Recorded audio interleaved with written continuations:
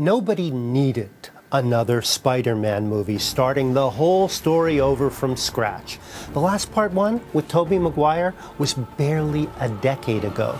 The studios think we'll shell out for the same thing again and again. This so-called reboot should be shunned for many reasons, chiefly to deliver a shock to the system of Hollywood executives whose main job is finding merchandisable franchises.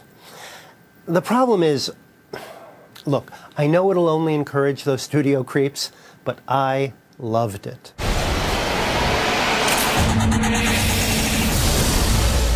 It's called The Amazing Spider-Man, and more or less the same origin story, though comic nerds will write 10,000-word dissertations on the differences. Go ahead, take it. For me, the main one is the new Peter Parker alias Spider-Man, Andrew Garfield, the glowering dweeb from The Social Network. And I'll bet what you hated the most is that they identified me as a co-founder of Facebook, which I am. Where Tobey Maguire was soft-faced and mild, Garfield is high-strung and simmering. You found my weakness. It's small knives. His powers emerge in spasms. They twist him in knots. His body with a mind of its own. It's Spider-Man! The big flaw in the Maguire Spider-Man was whenever he put on the costume, he turned into a video game cartoon guy swinging through an artificial cityscape. The swinging here is less fluid, more jarring, more real, even if totally fake. How did you get out there? Fire escape. What's real is the throaty, effervescent Emma Stone as Spidey's girlfriend. Those blue eyes radiate so much intelligence that any actor she lovingly trains them on becomes an instant movie star. Lucky Garfield. Face it, if you like gazing on an actor, you'll give a pass to stuff it would be healthier to shun.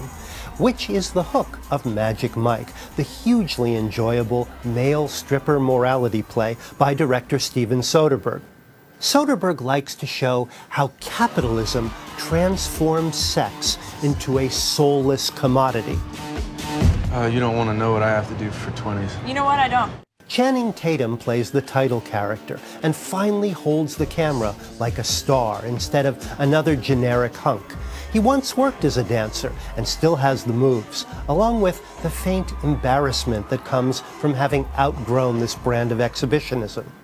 Mike can stay with the devil, the club owner, but I think I see a lot of lawbreakers up in this house. played with great sleazy magnetism by Matthew McConaughey, or follow his artistic bent and take up with the good girl, played remarkably badly by Cody Horn. You really just came down to see little brother?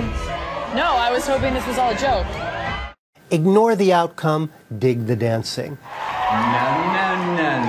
Watch McConaughey take the stage, conducting women's screams like a maestro, the stripper as master of the universe. The flesh is weak, movies are strong. Say amen, somebody.